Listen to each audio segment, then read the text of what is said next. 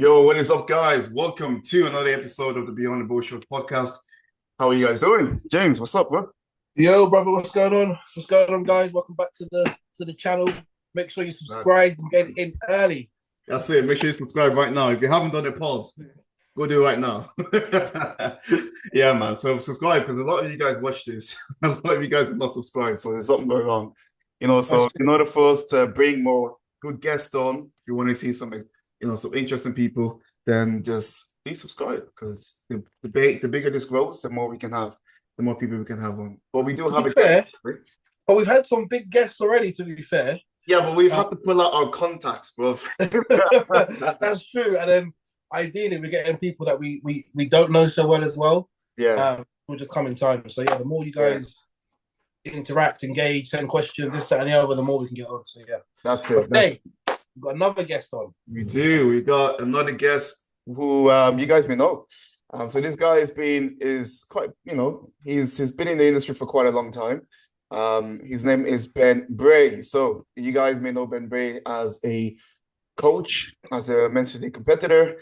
But now he's obviously left the men's physique scene and is full on in the lifestyle. But we're gonna get him to come on and obviously speak about his journey in men's physique and coaching and whatnot, and obviously just help you guys as well because I know a lot of you guys that watch this maybe coaches alongside competitors. So Ben has obviously lived that and does it too at a high level. So yeah, it's gonna be something that I feel like it's gonna be valuable, don't you think? 100%. And I think even if you're not a coach, a lot of people are PTs, and even if you're not that, you have to manage like your workload with a prep. And as we know, I always describe like my prep feels like another job, except I'm not paid for it, quite simply. Yes. Yeah. So without further ado, let's let him in. So the skill. Man, like Nugent. See the cheeky plug already. Cheeky No plug. plugs, no plugs. Yo. Yes, boys, how are we? Good, my bro. How you doing? Yeah, Look good, feel good, perform good. I love that. It's changed from a year ago, hasn't Yeah, for it? sure, man. That's 100%. tidy. I like that. How are you, man? How's things? How's life? Yeah, good, thank you, mate. Settled back in Dubai now. I was home in the UK for Christmas, which was actually really nice. So big stint here now, bro. Back in April for a team shoot and then just head down. How's things with you? Yeah, man, we good. I mean, James has started prep now. I don't start prep till a couple of weeks. But James is currently what, a couple of weeks in now, bro? I don't think it's been a week yet, just a few days. We're Oh, just ticking along. But I've seen some of the stuff that you do, and I've got like a team shoot coming up, and I got a few bits and pieces. So I'm watching, mate. I'm learning. Yeah, no, Everyone's learning from you, bro. But yeah, so obviously we got Ben on today just to speak about his experience, bro. So what we like to do, man, is just kind of get to know the people behind like the brand, the people behind obviously you being a competitor, and kind of speak about like how you initially started, bro. So that's one of the main questions that we're going to start off with. Like, tell us about like how you even got into fitness, how you even got into men's physique. Yeah. So I was naturally, mate, obviously as a lot of young lads are now, like a footballer at like heart. And I quickly realized like probably around 17, 18, that wasn't going to be the case. Mm. So I channeled my emotion and my effort into the gym. Yeah. Went to typically like a commercial gym, hotel gym. And after like 2 years was exposed to what was Iron Athlete. I don't know if have you heard of that gym? I've been asking. No. Don't think so, you know? It's actually Ultraflex Rotherham. Oh, So fair. yeah, so this was what Ultraflex Rotherham was before. Massive warehouse, exact same location as where it is now, not half as good. And I remember going into that gym, and that's where I was first, let's say, exposed to bodybuilding. Kuba was there, so many other good bodybuilders. Mm. And I just remember a guy passing in the changing room and saying you should compete. And to be honest, I never really knew what it was. I knew, but I didn't know the categories, classic, men's physique. And that was it. It was like in my head, and I was like, maybe I should. And it all then started where I did a muscle model show, enjoyed that. And then that's when I really started going into men's physique and found my love for that category. That is still quite strong, actually. Yeah, you still love it, don't you? Yeah, yeah. Yeah. I mean, most people may know. Last year, was it last year or 2 years Yeah. ago? Was it last year you competed? Yeah, last year, bro. Yeah, yeah. It feels so long ago, doesn't it? It was the final show was Ireland in June, the end of June, and then before that it was the M Pro and then the Amateur Olympia, three back to back. Yeah, Bro, so you got me through a lot of cardio watching those YouTube episodes coming out. I was in there. I see Isaac featuring a couple of them with the posing as well. I was like, yeah, you guys are keeping me going. that's it, man. Mate, the amount of competitors who said that to me backstage and then they went on to beat me, I was like, I kept those guys going and they beat me. You should not be putting that some content, bro. But nah, it's cool, man. I mean, obviously, a lot of people may know you. I would say, like, if you don't know Ben in the industry, like, I don't know where you're living because you've been around for a while, haven't you? Yeah, I've been coaching probably 8 years now. Been here a while, and then competing. I competed all the way through. Had a short break to build the business, and then came back. And Yeah. more recently, just obviously hung the boots up, mate. But well, I'm sure we'll get into that. Yeah, we will get into When did you that. start? When was your first show? It was a two bro show. I was 21 years old. Oh, That jeez. was the first men's physique show. And it was just before COVID. It was a final show before COVID shut everything down. And I finished second to, remember, you'll know Dudley Yeah, very totally. well. Yeah, yeah. Yeah. I finished second to Dudley. And then after that, because of COVID and how long it happened, I just went all in on business. And then once business was stabilized, I built a team and I went back into bodybuilding to finish what we started. Makes sense.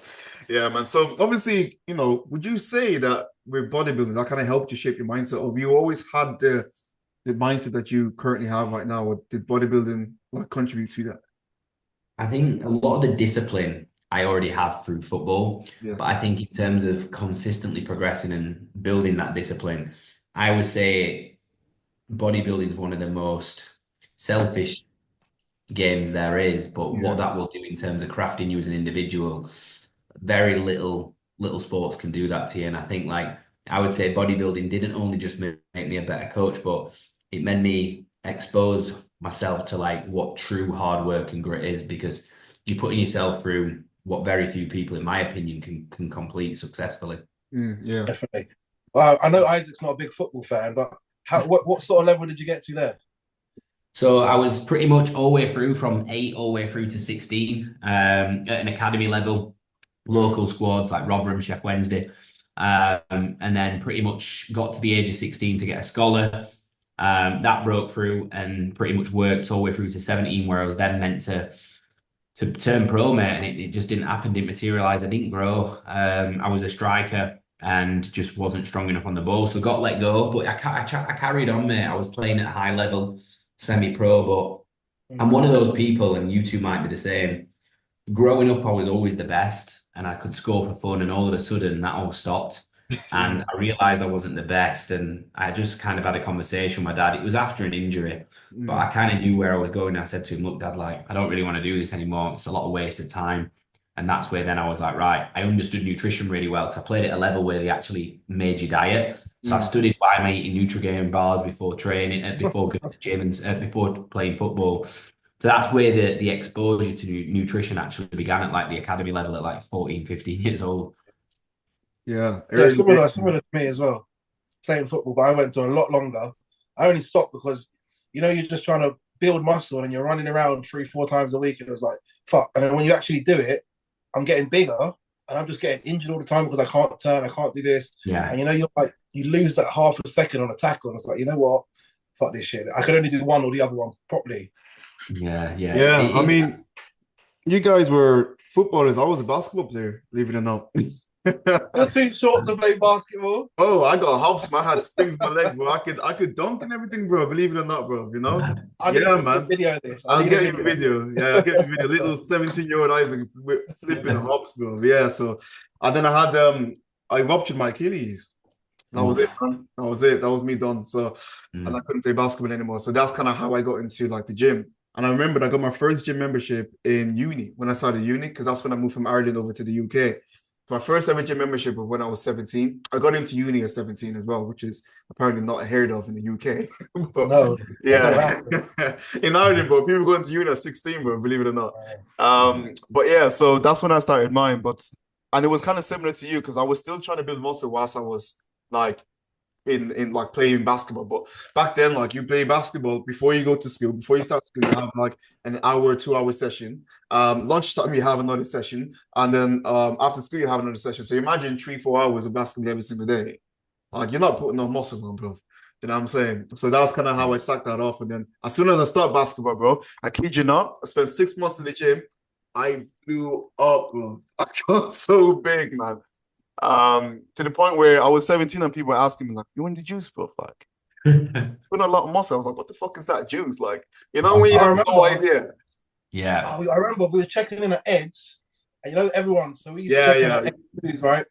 And you have to check in front of everyone. Yeah. So everyone would like turn and look. And there was this lady coach there. I remember Ed's like, she was like, "You're on juice," and Ed's like, "Nah, he's not on anything." Yeah, yeah. This was when both of us were coached by Eddie Abu, because that's how I met James. Yeah.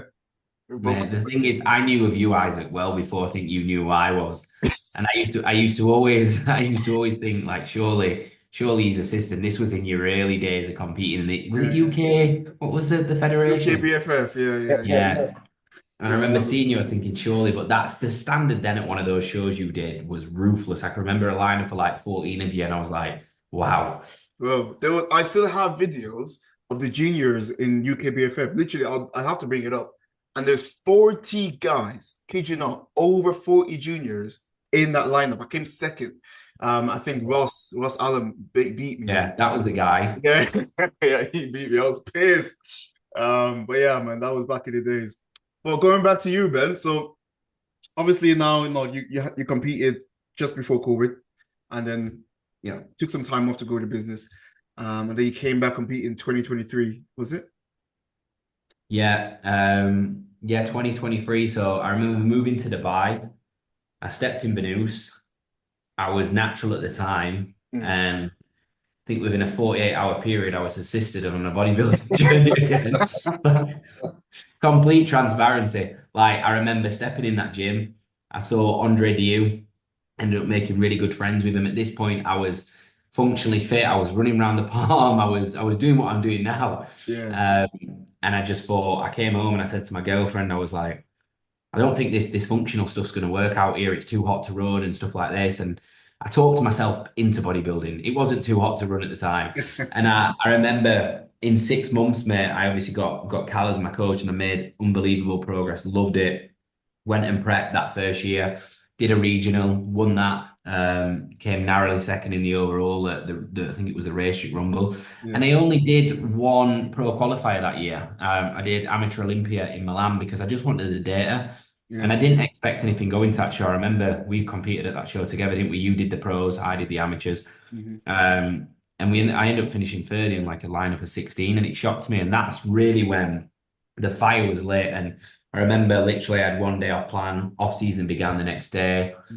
And looking back in hindsight, and this is what I was saying to you earlier, like I didn't rush the process, but because of how busy my business is and how many people we have to manage staff-wise and client-wise, I had to make a decision whether it was business or whether it was athlete, and I couldn't do both as effectively as I would have wanted to.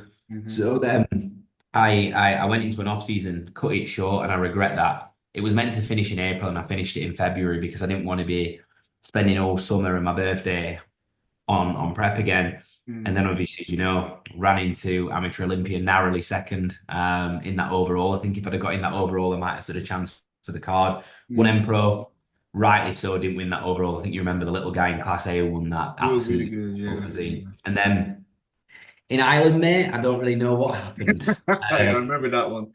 Yeah, so I bowed out after Ireland, and I think in like looking back now, I think if I'd have had a month just to reset and recharge and go again at the back end of the year, would I do things differently? Yeah, because I think I was there and the judges was getting to know me. I think I'd have potentially turned pro, but I think I just spat the dummy out the pram a little bit after Ireland, to be honest. Yeah, you weren't happy. I can't remember what happened in Ireland. I think it was a really poor run show to begin with. So we went on stage at like 10, 11. Was that AM or PM? Yeah. So what in the morning? What did you say? Sorry, was it AM or the PM? AM. So what happened in Ireland is they ran the amateurs first, and then they ran us all through as what's it called where you go through the first round. But there was only 2 in my class, and then they brought the pros on at midday. The pros was on for 3 hours, so those amateurs just sat in the back for 4 hours. I didn't actually get back on stage till 6 o'clock. Won my class and went into the overall, and I started in the middle. got moved out, finished in the middle, was in the middle for a while. And Pierce won. Pierce was amazing. Like, he looked amazing. He'd done 8 or 9 shows that year, rightly so. But it was just the audience's reaction. I said to Pierce, look, you've got your skin in your game much more than I have. But I Yeah. think on a different day, it could have been potentially mine or the other guy in the overall. It was a strong overall. But I think after that, what I realized is I was putting my mental health and my physical health and well-being under a lot of stress and pressure to ultimately be told if I was good enough by someone on the day. And it was like, I saw it as a roulette, like, oh, if this judge likes me, if he doesn't. Mm. And I decided like to take a step back. And I remember after that show, I went to Greece and I said to Cal, give me 10 days to gather my thoughts and I'll decide. And I just remember being on that holiday, and this was the switch where, and you'll probably resonate with this, Isaac. Like, I like to wear nice clothes, like feel good in myself. And I went on that holiday, couldn't fit in any clothes, Yeah. hated how I looked, felt really paranoid at the side of the pool. Mm-hmm. And I remember leaving that holiday with no confidence. And when I got back, I said to Cal, like, I think I've pushed this too far. Like, Yeah. and I just decided after that point just to call it a day there. Yeah, I totally get you, man. I mean, this is another thing that I've always said to James, and he still doesn't believe me. And I've said this to you as well. I told him, like, I only have a couple more years in this game and I'm done. And I know I've said that to you a couple of times. And it's because, bro, like, at this point in my life, like, I have boxes to take. I have like things I want to achieve. And I know that I'm going to achieve that relatively soon. And once I've done that, then it's like, okay, cool. I've ticked that box. I'm going to move on to the next stages of my life. Wait, what boxes are these? Are these competitive boxes? Yeah, obviously I want to make the Olympia, like get to the Olympia, place well in the Olympia. I want to play outside of the top 16. I mean, inside of the top 16. I want to place inside of the top 16. And then I'm done. I'm done, bro. I'm done. And that's it for me. Like, if you guys think about it, because Benson, you've known me for a while. Obviously, you two have known me for a while, James. I've been competing since 2016. 2016, yeah, same as me. 2016. Yeah, man, it's a long ass time, bro. Bro, I'm nearly done as well. Don't worry, I'm nearly done. I've kind of like seen it done. I've been on the Arnold stage, hey, even though like I didn't do too much. Yeah. You know what I'm saying, like, I've been there. The last thing I want to do now is hop on the Olympia stage. I have no like qualms or like any ambition to want to be Mr. Olympia. It's not a goal of mine. I know what it takes to want to be up there. I'm not willing to do what I need to do that. Do you know what I'm saying? Yeah. I think a lot of athletes will be faced with that exact same decision at some point, unless you literally want to be Mr. Olympia, which your genetics, I think, will decide, 100%. Or you want to continually push and progress every year. And it's hard because what's your plans, James, after this year? I reckon I got another 1 or 2 years, but I think once I tick that Olympia box, I might still go, but I'll quite happily retire. But like, I've done it. I've completed bodybuilding for me. And then I can, but I think until I tick that box, I don't think I can sign up yet. Yeah. I hear you. I got a little one. So like the older he gets, the more demanding, more time. And I feel like, when you're in the back end of prep, you've got all your clients to deal with, you've got your steps, cardio, all this. And then you've got a little one who doesn't quite understand why you're just, you're just not there quite. You're miserable and shit. Yeah. Exactly. I hear you, man. So how did you manage it, man? So obviously, this is another question that I wanted to ask you because a lot of people that watch this are going to be either competitors and coaches as well. So what would you say was one of your main struggles whilst running your business and being on prep? And how did you overcome it? I think you'll both agree, the more you do it, the more experience you get, the more skin you get, the easier it becomes. But I think there's no denying the fact that those final 2 to 3 weeks, and in particular if you're bouncing show to show, which I was doing, people think you have this post-show high, and I think if you place well, it might carry you through for 24 hours. But you're back in the trenches, man. You're back in the trenches after a few days. Yeah. And I think for me, it came down to having, and you'll know this, Isaac, like I have an immaculate routine where I have set tasks at certain points within the day. So if I miss at any point in that day, it's a lot of stress. And for me, I've always built Nugent out to be an incredible leader to the coaches. Obviously, I've got 4 amazing coaches on the team. And I think towards the back end of bodybuilding, I just focused on the clients and I forgot the people who supported my vision of where I was trying to take this business. Mm-hmm. And I feel like for me, I looked back and I didn't realize this till I was out of it, that I'd almost neglected them. And it was like, right, like, here's your clients, speak to you whenever I speak to you.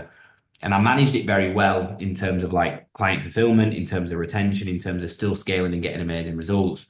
But in terms of a CEO and actually running a full business, I neglected that completely. And just transparency, bro. And I didn't realize this, but the business grew, but it probably grew like 5% in 2 years of bodybuilding. And in 6 months, it's grown 30%. So Oh, yeah. Jeez. that sometimes shows where my priorities were. And it's little things I used to, you know me, I'd always practice posing. I was up doing my cardio in the morning. I'd then go back to bed, eat meal one later on, do a few check-ins, train, come back. And I just wasn't pushing things, and like YouTube wasn't growing, social media wasn't growing. It didn't have a strategy. It was like a lot of bodybuilders do, this reel is going to go viral. I'm shredded at 2 weeks out. And most times it doesn't. Do you know what I Yeah, it mean? doesn't do And shit, if it yeah. does, it might not bring the right level of client in for you. And that's what it was doing for me. Whereas now I have a strategy for everything and I have the energy to actually show up. And I think most importantly, do things like this on prep. Yeah. Imagine this, like 2 weeks Yeah. out, there'd be none of this. Yeah, And yeah. it's just putting your face in places. And it was hard to manage. And I think that's what it ultimately boiled down to, mate. It came down to two things: my future family, what I want to build, that was in the back of my head. And it came down to just actually being able to continually run and scale a business. Because for me, I was different to you guys. I wanted to turn pro and have one run at a pro show. I had no desire to get bigger or push that any further. So I then, as I went through prep, taught myself out of it to say, well, if I only want to turn pro and then I'm going to quit, what's the point in turning pro? Was that like the deciding factor that made you just be like, you know what, I'm gonna stop here? Yeah, and I think it was the length of the prep, which ended up being 21 weeks. And I think the people around me as well. 2 years moving to Dubai, no life, no meals out. I didn't really enjoy it. And I think it just came down to the people around me, the business, my own mental health, and just making sure that the people who supported my vision was getting that reciprocated. Yeah, you do seem a lot happier now, to be fair, bro. I know everyone said that. I must have been a miserable bastard for 2 years, You know bro. what it was? Obviously, we met up quite a lot of times throughout your prep, and you were just so focused, right? Like, and that's how Yeah. everyone is on prep. Like, you were just laser focused. You know exactly what you needed to do. Like, you wouldn't stay a second over the time that you needed to be. Like, anyway, do you know what I mean? Like, you knew exactly where you needed to be. Right now, you seem a lot more like relaxed and chilled, and like, it's good to see, right? Yeah. It's good to see because you never want to see someone even not in a good mental space. You know what I'm saying? Yeah. But I think sometimes having that tunnel vision goal does definitely impact you, doesn't it? Like I spend a lot of time 100%. with bodybuilders still. And when they're not on prep, they're completely different to when they Yeah, are on prep. And I think that's just because you become so focused on the end product. 100%. And I mean, I am super laser focused when I'm on prep though. Like it's hard to get me to do anything that's outside of anything that's to do with my goal. Do you know what I mean? Like you got a goal, you want to get this, win a competition, whatever it is. I'm laser focused on that. And then yeah, so my guys, my friends, my boys know it. Like, don't be messaging me, like don't be asking me, Mm. do you want to come out? It's not gonna happen. It's just one of them, Yeah. But yeah, a question for you as well. Hang on, Okay, hang on. go on. Would you compete again? Oh, straight in there. I got Yeah, asked we'll this go straight question. in. I got asked this question last week, and it's funny because I wouldn't now because I've fully recovered. I've come off all anabolics and like my bloods are really good. Do you know if 6 months after I'd still not recovered, I'd have come back this year? And I've not had that conversation with many people, but if I wouldn't have fully recovered, I'd Yeah. have finished the job. But because I'm back in a healthy state, my testosterone's back, all my hormones are back in a good range. I don't want to have to revisit that purpose again. But I was saying to Isaac earlier, do I regret not turning pro? Yeah. Yeah. But the thing is for me now, I have people in my circle who can go and get that pro card and I'll probably have the same fulfillment out of it. Like Kyle, for example, Isaac. Like Yeah. I can't hopefully wait to watch him go and turn pro this year. And I I'm think looking like forward to it. he's my cousin and I want to watch him go and achieve it. And what gives me peace of mind really is like for Kyle, that's absolutely everything. I can't wait for it to happen. For me, like everyone around me was saying, like, Ben, you've got this and that to consider and X, Y, and Z. I was a bit older.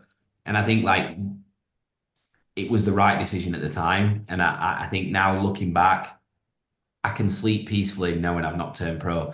What I'd say to you, James, is could you sleep peacefully knowing if you don't get to the Olympia?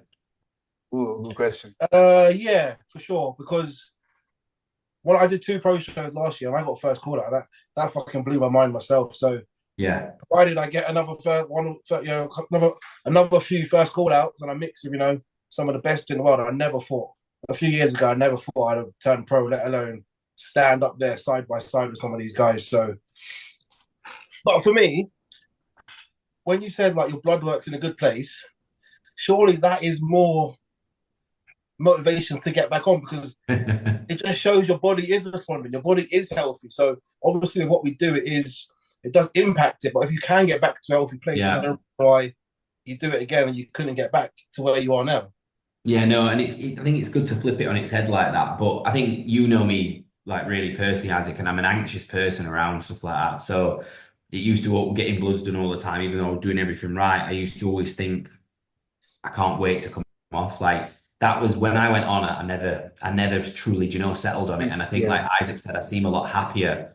And I think the thing that was pulling me down a little bit mentally was the assistance. I don't think it was what it did to me mentally. I think it was just me knowing I was on that, because I generally got into fitness to actually look good, to have a lot of confidence. And I do think in bodybuilding, I lost that because I went bigger than I ever planned on getting. And I went from being a person. What's that? I've been telling me about it, bro. I'm massive, man. I did not want to be this size. I'm happy being big, man. Yeah. I'm happy. I can't fit into clothes, bro. You know how annoying that is for me? I'm walking around, people, I'm just looking like a fucking gorilla walking around, like, you know what I'm saying? I wear double XL, mate. What are you talking about? So do I.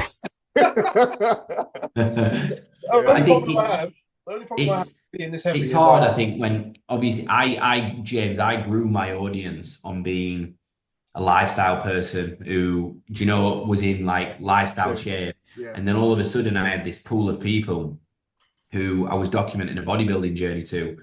And the comments that I got, and I'm not kind of ashamed to admit this, but the comments I used to get was, you look amazing, really good. And then it's hard when you put yourself out there in the public eye with social media, YouTube, little comments saying, oh, this guy's ruined himself, he's took it way too far. And I think that used to cripple me a little bit. I'd sit down sometimes and I'd see a comment like that, and that would get to me a little bit, that. And I think it was a compounding effect over years of being back at bodybuilding, where I thought, do you know what, I'm ready to be back to myself now. And I think that was the ultimate like deal breaker for me. So if I could guarantee you a card within that's a good question, isn't it? If I could guarantee you a pro card in this calendar year, which we obviously know statistically you're very, very close to, would it be worth it? Ooh. I think with the discipline you build, and I think with who you become on a prep, I'd encourage anyone to step on stage in terms of what you build and who you become. I say you learn more about yourself in a 12-week prep than what you learn about yourself in a year, mentally and physically, because of how far you challenge yourself. So yeah, if I was to get a pro card, I'd like that accolade. Just got to call Callum right now. Tell him it's back on. I've lost too much muscle. We'll need another off season. It'll be 2026. 2026. Oh man, that's jokes, man. Obviously, like, you have a lot of clients now that you're looking to bring on stage this year. I know Richard's looking flipping crazy, bro. Yeah. So he's one of the prospects for you. Would you say that's a gunner for the pro card? Yeah, that is the vision. He's not stepped on stage since June 2023. So by the time he gets back on stage, it'll be nearly, well, 2 years, over 2 years. He's going to go for Italy at the end of the year and then the British finals. Yeah.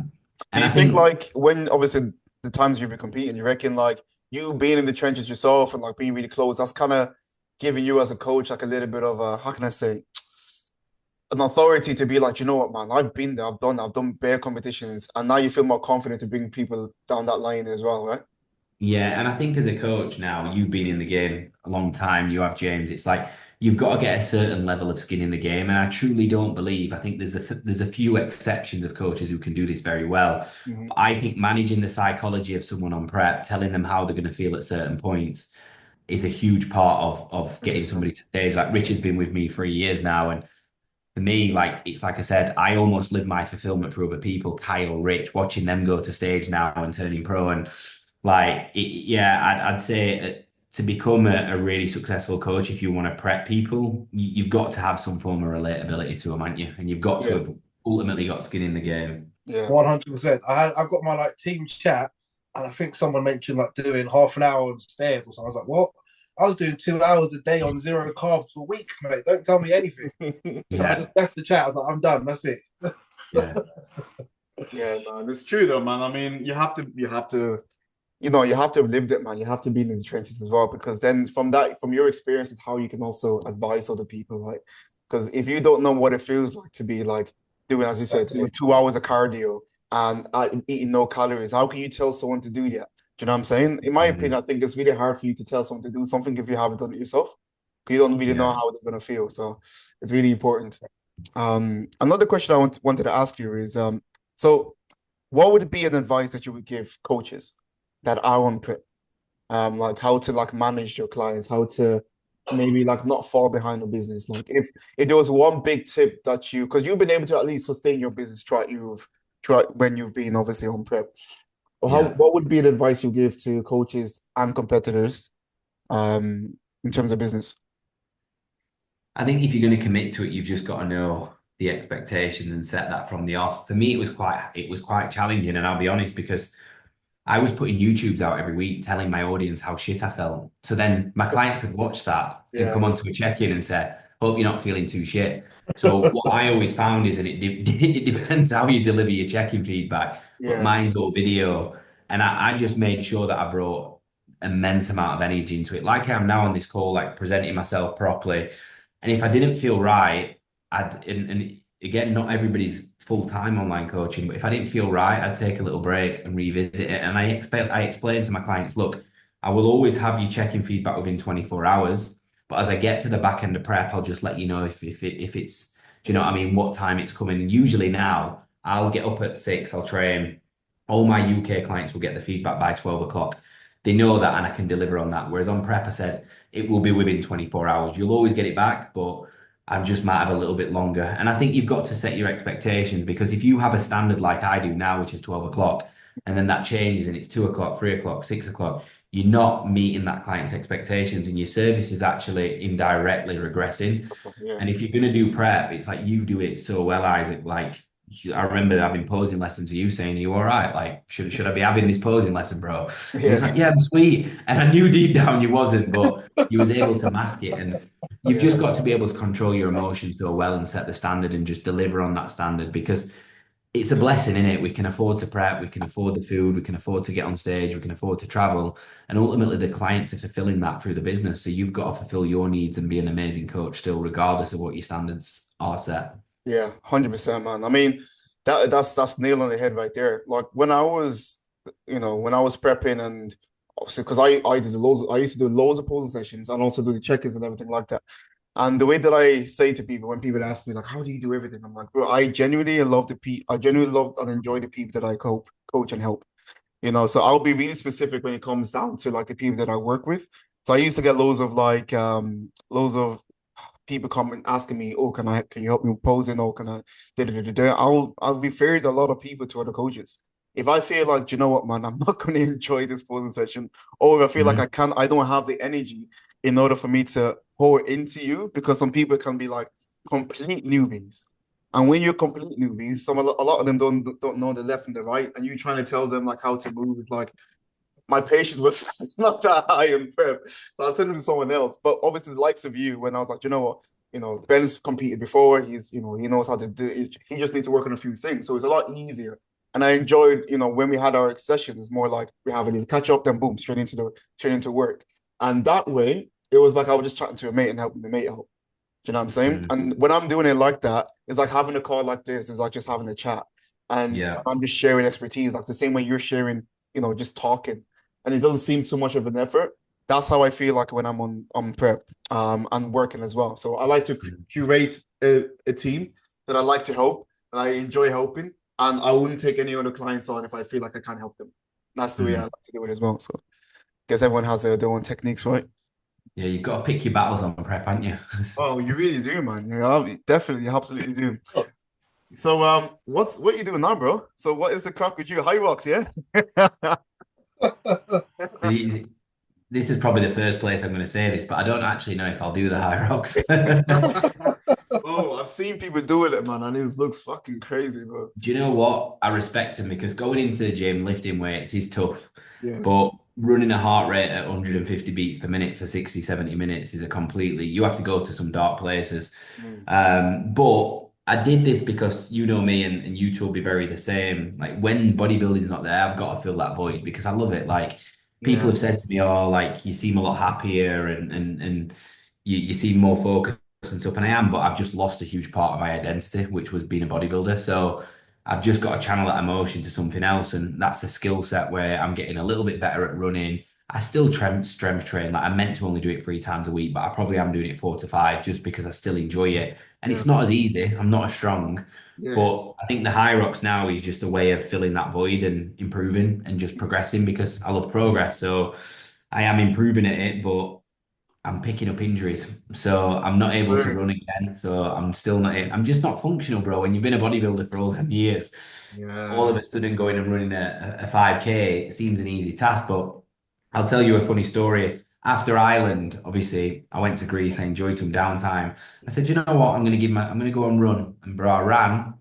and I've not ran for all these years, and I ran 0.7 of a kilometer and thought I was gonna have a heart attack. So I said to myself, do you know what? I'm going to make it a personal journey to run 2K, 3K. And now, mate, I can actually run pain-free now. So I think I've just pushed myself in the deep end with this high rocks a little bit. So I'm going to remove the pressure. If I do it, I do it. If I don't, it's not the end of the world. But I'm enjoying the process. Yeah. Because I've also been thinking about like, what would I do next? Because obviously I had football, now I've got bodybuilding. I've looked into like martial arts or just something where I can be competitive and learn something new. Because you're not interested, that's not the right word, but because you have your doubts of high rocks, where would you go next? So I've already started that. I've been boxing 3 times a week. I've always done that, but I was doing it once just as a little take me over, and now I'm actually doing it 3 times a week, and I'm really enjoying that. I never get in the ring. I ain't got the minutes for that. Never get in the ring, whether it was a white collar, not a chance. But I think it's just good to be able to have a variety. Do you know, like tomorrow, I'm going to get up and I've got boxing rather than having that constant pressure of I've got 35 minutes cardio. Well, indirectly tomorrow, I've got 60 and I won't even think about it like cardio. And that's what I'm really enjoying. And also, as bodybuilders, we love food, don't we? But we look at it as fuel. And now I've got a balance. Like I'm not like solid on a meal prep. I'm not eating shit. But say oats was my next meal on a prep, you'd not miss your oats. I might have cream or rice, I might have 2 bagels and jam. Like I can have a little bit more variety. The structure will always remain. But I think mental clarity is just so much more clear now. And I feel like I don't have that restrictive behavior with food as much, or that extreme element of absolutely craving so much food to then hating it 6 months later. And I enjoy that now. Yeah. I mean, like there's a reason for a season, isn't it? Like, like when you're in prep, you're knuckling down, you do what you need to do. And now that you're outside of it, it's like you kind of have to untrain your mind in a way. Like you have to. That's the hardest part, I would say, man. Is untraining your mind to look at food in a certain way, because I only see food as protein, carbs, fats. I mean, like that's literally what I see food. Like even when I went away to Morocco for my birthday, and like people were like, oh, you're gonna be eating all kinds of. Bro, I was eating normal food. I was eating rice, couscous, like normal food, but I was eating a lot of it, obviously, because I eat a lot of food. And I feel fine. Whereas a lot of people, they probably go having loads of shit, like have loads of like junk food and whatnot, and make themselves feel shit. Which I think once you understand, like nutrition, like the way that we do, and also you come out of bodybuilding, you have to untrain your mind to see food as like something that's enjoyable, rather than like something that is just a fuel. And I think that's the challenge with a lot of people that stop bodybuilding, is kind of get your mind out of that fuel. It's hard. I tried it. I tried it. There was a time a couple of years ago, I was in between coaches. I was like, let me just chill out and whatever. And you pour bowl of oats. But when you look at the bowl of oats, you don't know how much is inside. I don't need a target. But the fact I didn't know what was in it, I was like, no, I can't do this. So then I'd weigh it out, but I didn't even know what I was going for. But at least I knew there's 100 grams in there. So I know I've eaten 100 grams of oats. And I think that lasted about a week. I was like, I got a new coach. I was like, let's go. And I'm still the exact same. So I now will weigh everything. Like I have overnight oats every morning because I enjoy them, but the protein's weighed, the dark chocolate's weighed, weighed still. It's And tough. I think is your identity. But Yeah. if you look at that, that's such a healthy way of eating. And like you just mentioned, Isaac, like you went away. Even when I go away, I'll always be like, right, I need a protein source of this That's meal. I it. won't just get a pizza. I'll be like, Mhm. actually, like if I'm going to get a pizza, I need to get some chicken on the pizza. And Yeah. it's like, I think that's one benefit of just understanding nutrition so well and actually fueling your body properly. Yeah, no, it's definitely a pro. In terms of like just being able to have that balanced diet, right? Which is a Mm. skill. I always say to people that I coach, it's a skill. When you have a Yeah. lifestyle client that doesn't know how the hell to eat, they eat like a flipping toddler, and then they come to you like, mate, this is what you eat in a day. I get so surprised. I'm like, mate, like this is not how you eat. You know what I'm saying? And then Yeah. you actually start Yeah. giving them like, the good structure with food or letting them understand like the macronutrients. All of a sudden, bro, I've never felt so much energy in my life. Yeah. I mean, like, and it's a skill, man. That's just nutrition and understanding it and being able to eat properly is a skill. But also, I think obviously a bodybuilder we take it to the step too far, and then Yeah. it becomes a chore at times, I guess. Um, So Ben, hang on. The life you live, the lifestyle you live now, is very much of a bodybuilder. The only difference is your cardio is coming from different elements because you're doing 4 or 5 weight sessions, you're doing boxing, high rocks. You're very routine, which is what I think a lot of people learn to do when they're in a prep or even just bodybuilding off season. So the only difference is there's no gear and no prep. but he's always Yeah. been like that, right? You've always been like that. Always. So before bodybuilding, I was always in shape, always measured food. For me, like now I'm actually at the minute, I'm actually, Jace, you had Jace on the podcast. I just said to Jace at the start of the year, put me through a quick photo shoot prep so I'm lean for the high rocks. So I'm actually on a proper meal plan at the minute. Like, so yes, I might, like I said, if I don't fancy a certain meal, move the macros in. But I am living like a bodybuilder at the minute. I'm just not doing the posing. I'm just not doing the set structured cardio. But I know roughly what's coming in consistently, and I know the output, and I'm also managing fatigue as well. And I think like the only thing for me is just I'm living a little bit healthier in terms of like no compounds and stuff like that. And I'm not stepping on stage. Yeah, no. Not yet, not yet. Oh, No, mine yeah. said not yet. If you were to give like an advice to, let's say, someone that wanted to get into bodybuilding, when they get into competing, like just how would you manage your expectations? And also, what advice would you say to them for them to actually enjoy the process as much as they One can? more to add to that. Go for it. Would you do it again? Well, nah, that's 2 questions. That's Yeah. like, because if you're advising someone on doing something, but maybe he Yeah. doesn't want to do it, do you know what I mean? You might not want to give advice. You might advise someone like, don't do it. Okay, Yeah. yeah, fair enough. And I think that's similar to a question is, do I regret it as well? Because I get asked that a lot. And my advice would be to someone, would I recommend it? Absolutely. I think for me, on reflection of bodybuilding, what it taught me, who I became, the people that I met along the way, the discipline that I built, the character, the skill set, one of the most valuable parts of what my identity still is today. And I think it gets looked at in a negative manner just because if you do it naturally, it's amazing. If you do it from a assisted standpoint, the general population, it's just Yeah, like don't what are smoke. you doing to yourself? Yeah, yeah. But going out on a weekend and taking class A's and drinking is okay. Like, and I think people don't understand that when you're at this level, and in particular your level from a pro standpoint, everything is measured. Every vitamin, mineral, blood work, anabolic, it's calculated. It's not, we're just going to take this because we need to get a little bit leaner. It's phase planned and it's roadmapped. And I think it was one of the biggest lessons that I learned, and absolutely no regrets. And I'd highly recommend people to do it because the skill set that I learned definitely translated into how I've built my business today. How do I get up at 5 o'clock? Well, I used to do it to get up to do fasted cardio. So if I used to do it to get up to fasted cardio, I can get up and sit behind my desk. Yeah. How do I eat 800 calories? Well, easy. I did it on prep. Like you become an absolute beast in all avenues of your life. And my business now is very much lifestyle based. I do run bodybuilders as well, but not as popular as the lifestyle pool that I have. Because I believe when you get your nutrition right and your training right and the fundamentals of your lifestyle, you'll build a better person and you'll want to progress in your business. You'll want to progress in other avenues. And for me, I was just a normal person working a normal job. And when I exposed myself to the discipline of bodybuilding, I started progressing in my career. I realized that there was more out there, more opportunity. And if you look at the biggest entrepreneurs in the world now, they're all starting to get in shape. And that's probably because they're realizing the benefits that it brings. And bodybuilding is just the peak of it. That's like people who want to be in shape, a lot of them don't have the discipline to be a bodybuilder, because if they did, they'd probably do it because it's so addictive. So for me, it's like, and I said this to my mum. My mum was like, "You seem a lot happier, like you did, Isaac." But I do miss it. But I'm still the same person. I just don't compete. I don't step on stage. That's the only difference now. Yeah.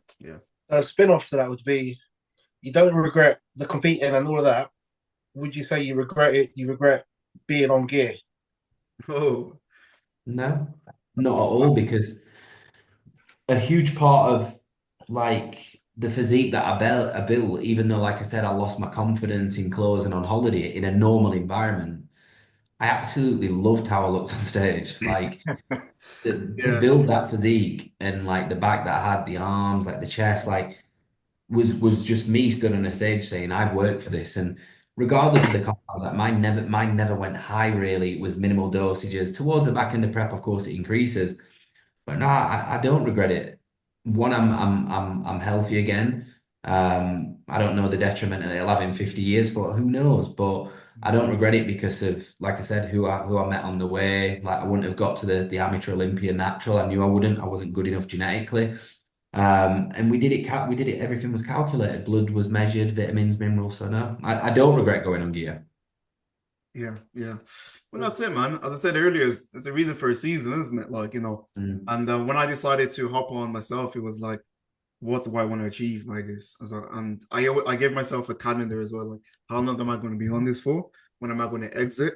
And what do I want to do? Because I was quite a successful competitor in natural. I was winning shows. I was fine. And the Yeah. only reason that I wanted to hop on was like, look, I've been trying to get this pro card for a year.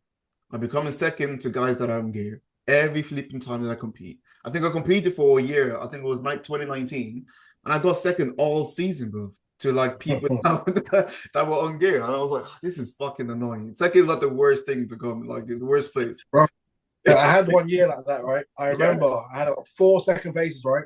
And I Yeah. got to, I think I was in Spain. And you know, they're calling up numbers for your placings. Yeah. And I was like, I'd rather be fucking fifth today. I do not want another fucking second. And I got second again. Bro. Yeah, man. I was living, bro. The whole year I came second, and I was like, there's a missing link here. And the missing link was like I needed the anabolics. I started on like 150 milligrams, and I put on like 7 kilos of muscle in a year, man. That was me. That Yeah. was me done. That's me. I got my pro card like that. Literally, the same year I hopped on, the same year I got my pro card. Monster. But Yeah. Ben, how do you manage like the look from being obviously on gear Yeah, to man. being big, a full rounder to obviously being a downsized human being, and like even training performance and just you know when you walk in the gym and you're lifting more than everyone else, it's obviously different now. So how do you manage that? Because that's obviously something sort of everyone who's on gear is going to have to come across one day. Yeah, and I'd say this has been the most challenging part and something I've not really talked around too much on social media because I had to leave a bodybuilding gym first when I came off because I just didn't want to be around that, and I also didn't want to regress on the machines that I'd progressed for such a long period of time. So I put myself in a normal commercial gym where I was relatively big in that gym, which made me feel a little bit better. But I always remember one sentence, and I listened to a podcast, and I forget what it was, but it was an American coach who'd come off anabolics, and he said, "You'll never look at a barbell the same once you come off," and it stuck in my head that. And it's true. Like I don't go into the gym with the same aggression anymore. And I love training. Like I've always loved training. And me and Isaac had some good sessions. And you don't progress as well. You don't progress as quick. You don't recover as quick. And my advice is if you're going to come off at some point, just expect that you'll never perform the same and you won't recover. So that's why I said to you earlier on, I've had to channel my emotion into something else to get better at because I know bodybuilding or I know my performance in the gym is never going to quite get to what it was. And that is a little bit demoralizing. Similar to football, I knew I wasn't going to be as good after the injury, so I stopped playing. That's pretty much what's happened here. The look side of things, I loved how I looked on stage because that was how I was meant to look. But I felt uncomfortable living in Dubai, being in beach clubs. I could tell because I'd been a lifestyle person where I'd had a look that a lot of people would want, and it got the right attention. It got people, oh, like, oh, you naturally, you assisted. That was the kind of question I got asked. So I was in between, which was nice. Versus being in Dubai and being at a beach club and having people coming up to you saying, "Oh, how long have you been on cycle for?" I was like, "Fucking hell!" Like, must be pretty obvious then. And like for me, that was a little bit like, "Oh, I'm at a beach club and everybody's looking at me thinking he's on gear," and I never like that. So like coming off quite naturally, it was nice, and downsizing's been nicer. I've gone from an extra large in VQ to medium, which is not bad, but in Dubai, a lot of things that I enjoy doing, going for food with my girlfriend and stuff, I've been able to buy outfits that I've not been able to buy for years. And that's given me a lot of confidence. And my face has slimmed down. I look at my YouTube content now and actually think I like how I look facially, where when I was pushing compounds heavier, I had a bigger jaw and stuff and like a swollen neck. And I think the confidence has actually come back from how I look now, which is good. And I've returned to a normal state of self-confidence. But the gym will never be the same. And I know that that's a hard pill to swallow. Yeah. Just off that, how come you didn't go to TRT? Because obviously I've been on for quite a few years, so in my head I'm just like, quite simply, I'm gonna have to jab for the rest of my life, quite simply, to some extent. So typically I'd assume someone's gonna, obviously you've restored natural test levels, but that TRT would just be that little bit. Yeah. Injecting this. He's still quite young though, isn't it? That's the thing. So how old are you? 29, so I'm not young, but I wanted to try and restore, and I knew at 32, 33, 34, I was probably going to be That's why in the realm of needing TRT forever then, and I wanted to actually see could I restore properly. And it wasn't easy, lads. I did PCT properly, and I got them done. I think I came off at the end of June, so first week in July. I did TRT for 2 weeks. And then after that holiday where I said I lost I was like, get this muscle off me. I was like, if it's not serving a purpose, get it off. And the quickest way is to cycle completely off. So I did that, and I think I got my bloods done in October, and I was still at 8 nanomolar. And I was like, testosterone wise, I was like, oh shit. Yeah. And then I did another round of PCT with the full aim of HCG. Clomid again, and then I ran it a little bit more aggressively, doubled it, and ran it for an 8-week period, and I recovered up to 18. And I feel better now, but I'm aware now I'm in a deficit. And I said to Jay the other day, I said I can feel I'm probably dropping down again now. But if I was to get it retested, I'd be on the lower end. Yeah. So I think after this shoot, it's going to be about just finding where my balance is and keeping testosterone levels higher. But the reason I came off and didn't go on TRT was because I just wanted the muscle off at a quick rate. Yeah. No, that makes complete sense. So I'm guessing you'd be open to it at 40 just for like general health purposes. I think, yeah. And in Dubai, it's such a huge thing, like a lot of businessmen, a lot of people go to a gym and run TRT for cognitive function. And in particular, I know what it was like to come off. I remember August, September. It was my birthday in September, and I was like, couldn't get out of bed. I was thinking, Jesus. Luckily now, I am recovered, but I would say to anyone who's on the lower end, it's a consideration, surely, for how you feel day to day and how you operate. Yeah, man, sick, bro. Really, really good. Quite valuable, to be honest, man. Because that's something that I've always considered myself. It's like, what am I going to do when I come off? Am I going to go on TRT? Am I going to come up completely? But I'm going to come up completely, to be honest, man. How old are you guys? 27? Just turned 28 now, bro. You're getting old, bro. Tell me about it, man. Just turned 28, bro. Over the hill, mate. You're with me now. No, yeah, soon enough, man. Soon enough. Yeah, so kind of similar to you, man. When I come off altogether, bro, I said like next year, we're probably going to be trying, so I need to do what I need to do this year, and then obviously do what we need to do next year, and then we'll see from that. But yeah, I'm looking forward to slimming down. I'm not going to lie, bro. I'm looking forward to slimming down. Looking forward to running again. That's when your brother's got an insane physique, hasn't he? Bro, that's how I used to look like, bro. So then my brother was like, it's running it up, doing this. Yeah. So I don't know, James, you haven't seen my brother, but yeah. So he's got one of those physiques that so effortless, man. Like he doesn't do fuck all, bro. But he just got an incredible physique. If he was to like take training seriously, he'll be probably one of the best men's physique out there, like in the UK. Not even gassing him up. Like we need a picture. We need a video. We got to get. I'm gonna have to look. It's imagine the physique that every male wants. Like whether you walk in a beach club, you look amazing. Whether you stepped on stage, you look amazing. Like he's got that type of physique. Blend. It's fucking annoying, but he works, don't get me wrong, he works hard. He goes to the gym like every day. Like that's literally what he does. The gym for him is like it's a therapy, right? So it's like I remember when we were younger and he used to see me lift, it's like, oh, you're getting too big, like. And then one day he followed me to a competition and he saw other big guys. He's like, oh, what's that going to the gym? That's when he started, and then he never looked back ever since. I get him up. This is my brother. Where is he? Well, you get him up, Ben. How comes you moved from the UK to Dubai, and what's it been like, the transition? I'm sure you probably get this question all the time. That's his brother. Look at that. Damn, Natty, look at that chest. Yeah, that's my bro, fam. He's not been on stage or anything. He's not done nothing, bro. What's his name? I'm gonna send him a DM. I'll coach you, bro. Yeah. It's Peter Francis, isn't it? So let's see. He's just a lifestyle guy, bro. He used to live in Dubai, actually. He just moved back to the UK. Okay.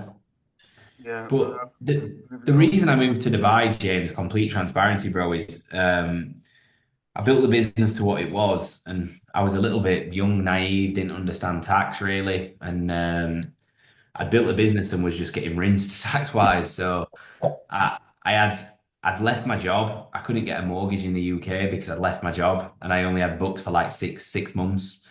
So the business grew really quick. As I said, during like COVID, left my job and didn't really think about the future. And I was living with my parents at the time, and I couldn't get a mortgage, or didn't want to rent in Sheffield or like Manchester. And I spoke to my accountant, and he just said, "You're making good money. You'd be able to save a lot from going to Dubai, and invest wisely." And 2.5 years, that's what I did, mate. And the money I've saved now, I've invested, retired my mum, done a lot of stuff that's really kind of paid off. And it's funny because you go through these peaks and troughs of living in Dubai. Everybody thinks it's amazing, but you can probably see my skin complexion on here. I'm paler than when I used to live in the UK, and it's hustle, James, here when you live. Every coach is moving here now. The lifestyle's amazing, but I came here to work, save money, and hopefully return, mate. I love the UK, and I'm close to my family, but it's been really good for me to just isolate myself, focus on business, focus on growth, and just get my head down, really. Bro, I had my call with my accountant last week before, and that tax bill fucked me. Oh my days. Yeah. You know, you're like you're saving, and you get to the end of the year like, shit, I gotta pay all of that out. So maybe Dubai is the place to be. No, it is. And the thing is, with those tax bills, you think, where's this money going? Like, I've got all this money here, and I'm just going to transfer it to a reference number, and it's gone. And I kept doing that, and I was thinking, surely not. I'm doing all right financially, but I'm not happy with this amount of tax just getting shifted off. So yeah, mate. And the quality of life's here amazing. Like, say I want to kind of switch off on a Saturday, you can go to the beach and stuff like that. And get yourself over, mate. I might head over and do a show later in the year. Oh, the Dubai show, yeah, man. Yeah. But like, I bought my house while I was teaching, and I make far more money now doing what I do now. But I could not get a mortgage now. There's no fucking chance. Like you said, you have to have books for how many years and this, that, and the other. So you have to jump through all these hoops for them to take your money and then still not give you a fucking house. Yeah. I mean, you only really need to have books for 2 years now as a self-employed. Yeah, but 2 years is a long time. Yeah, I guess how long have you been? I've only been full-time for about just over a year. Oh, yeah. So yeah, I'm looking to get a yard here next year, man. So can you move, Isaac? Have you moved out of Manchester now? Where are you? I'm in Colchester now, bro. Essex. Wow, how's that? It's quiet, man. Quiet. It's a lot quieter in Manchester, but I moved down to be closer to my mom because obviously I don't know whether you knew, like obviously my mom had a big like surgery over COVID, so her basically life-changing surgery. So I was like, you know what, man, I'm proper like family orientated, and when I was living in Manchester, I was living about 4.5 hour, 5 hour journey from where my parents lived. And I was like, mom needs help, man. You know, she needs like help in terms of like getting her back up to her feet, like getting the fitness back up. I'm like, I'm the fitness guy in the family, right? So why don't you move down here, help over fitness, get her strong again, and then I can do my own thing. You know, when you live, it was lingering in the back of my mind whilst I was living in Manchester for such a long time. And I was like, I never really had peace just because I felt like I could have been doing more to help her out. And I'm a massive like mama's boy. Like my mom is like everything to me, man. So for me, it was like I had to move back here, help her out. So I see her every single week, man. Like helping her out with her fitness, taking her out for walks, doing exercises with her. She's doing really well. That's And so amazing. by the end of the year, man, hopefully she gets back on the feet, goes back to work. And then I'm gonna retire her ass anyway. So that's the goal. But Respect. it's so cool to be able to coach. And like, you've gone to Dubai, you've been able to move 5 hours to Essex. Yeah. It doesn't matter where we are, as long as we do provide what we need to do. It's a blessing, bro. We'll be anywhere. So It's a blessing, man. But yeah, no, it's been a pleasure having Ben on, bro. It's been really good. It's been quite valuable. I think a lot of people have been able to take a lot away from this as well, because you see people online and you don't really know the backstory, so we've been able to get to know you a bit more, and it's also gonna be quite good for people to just see that you are just a normal guy. You know what I'm saying? Appreciate. Thanks for having me, lads. It's been a pleasure. Been good, man. Yeah, we But look forward to this one, sure. But before you go, yeah, do your thing. you've given us loads of tips, That's loads already- of wisdom. But you said you wouldn't have done anything different. So like, what would your advice be to someone who's an amateur or want to go pro, or even just someone who wants to compete for the first time, or even a pro actually who wants to go to the Olympia? What would your advice be? And I guess maybe even someone who's coaching and wants to take their business or work to the next level. I think in the modern era today, and you two will probably understand this because we was brought up without really the full focus has been on social media, is do it for yourself, not for social media. And I think that goes for both coaching and bodybuilding. I think bodybuilding can be glamorized on social media where you're doing it for a YouTube series or an audience to gain some followers, and that's not going to be enough in that game.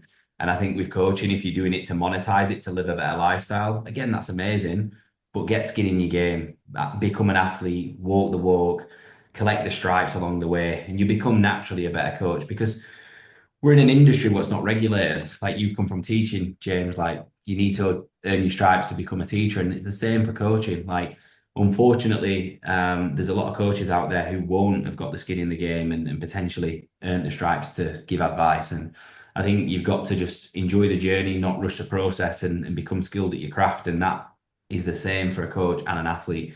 And you'll reap the rewards as us three, I think we are now, because of the years and the consistency. Love that. Appreciate that. Thanks for coming on.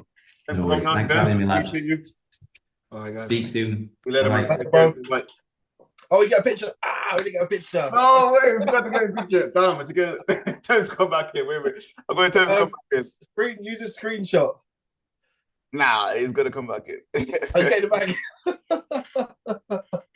Sorry, guys, we're still new to this.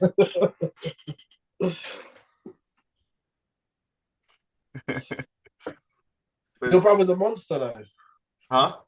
Your brother's chest is like, yeah, man. It's got the it's from the top as well. Yeah, man. I told him, I was like, bro, like, from the top. Bro, I told him, like, bro, just do incline. Don't worry about anything. So that's what he's been doing. Yeah, so from the start, like, I told him, just do incline. The bottom grows. Yeah, the bottom nobody doing decline. No decline. Yeah. You don't need it.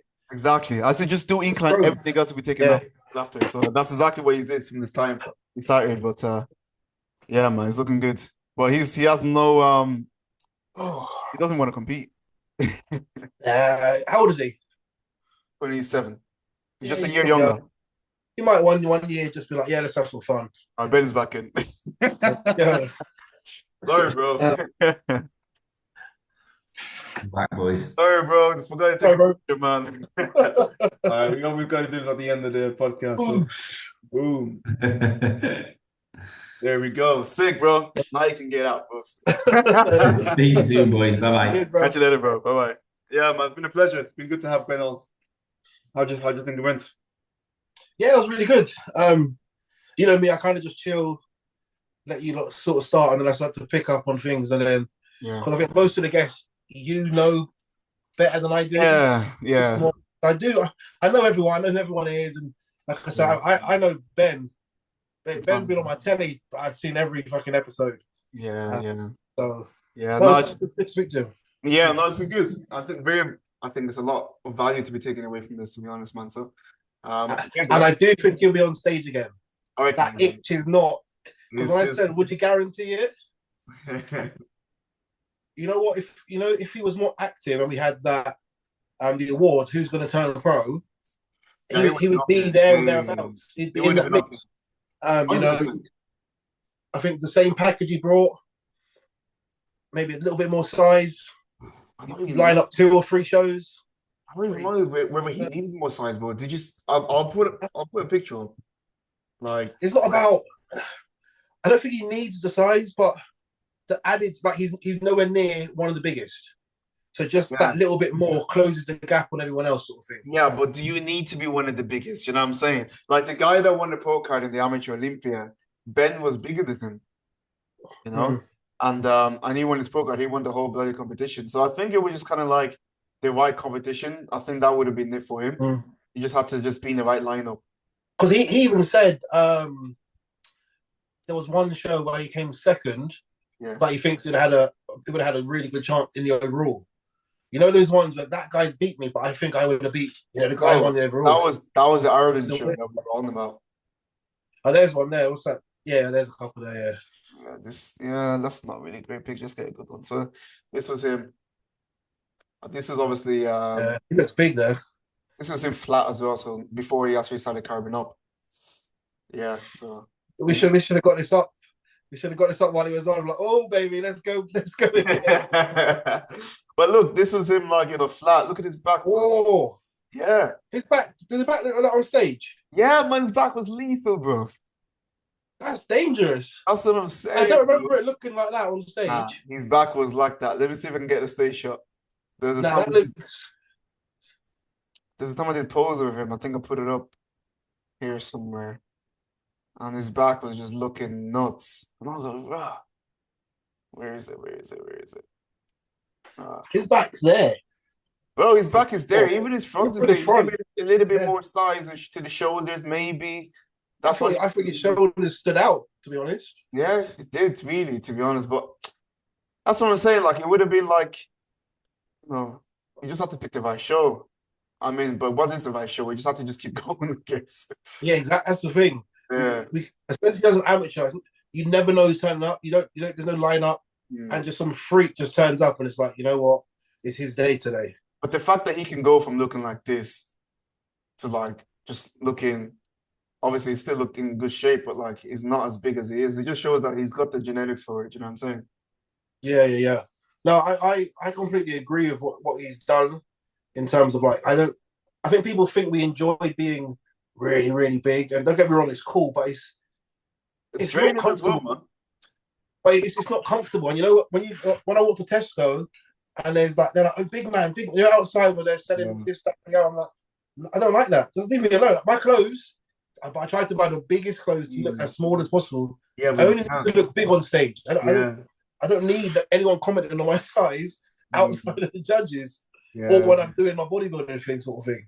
Yeah, I think that's it. I think people like obviously that don't know about the bodybuilding, when they see us, they're like, "Oh, you must think you're the shit, don't you?" You know what I'm saying? Like they think that we just have massive egos and stuff. Whereas, like, mate, I'm just a guy that likes training, man. I just like weight, bro. I love competing. I love training. I love lifting weight. That's literally I just happen to be massive. Do you know what I'm saying? We have to be massive to do what we have to do, and I wouldn't even say we're massive because we're not even massive, bro. The reason I say we're massive is because we're bigger than the average person. Yeah, average person would consider us as massive. But then we look at the likes of like Samson. I'm not even thinking Samson. I'm thinking like Alessandro. Yeah. I can't even imagine what Yemi weighs in his off season. True. Jeffrey. Yeah. Just the bigger guys, like closer to their caps. Like Ryan Terry at his cap. So one off season, he does an off season, but if he did, he'd be a very big boy. He's already quite big, man. He's quite dense. That's what I'm saying. Yeah. Like he actually had an off season, so he had to grow some more for some reason. There was more room in the cap. Like, how big would he have to be? He'll have to be over 110. Oh, he's yours, isn't it? He's your height. My height, yeah. So, so he's 88 kilos on stage. 88 kilos on stage, I believe. I'll double check. He must be there or thereabouts. If he's not 88, he's 94. But I doubt he's 94. I don't think it's that tall. 94 would be Kent. I doubt he's 94. He's the same. Kenny's got to be bigger than him. Kent's 5'10". 5'10". 5'11", maybe 5'11". But man. So we'll see. That's it. Anyways, thank you guys for tuning in. It's been a long podcast, but it's been quite a fun one, to be honest. Wait, we say it's a long one. They're always fucking long. All flipping long, man. They're all an hour and more. But yeah, we're gonna wrap it up here, guys. But yeah, don't forget to subscribe. And like, comment, and again, just keep subscribing, guys. Honestly, if you're watching this to the end of it, and I'm looking at you right now, if you're watching to the end of this and you haven't subscribed, I'm gonna find you. Like, I am gonna find you. Only kidding, man. Have a good one, guys. Take care. Yeah. Bye. later.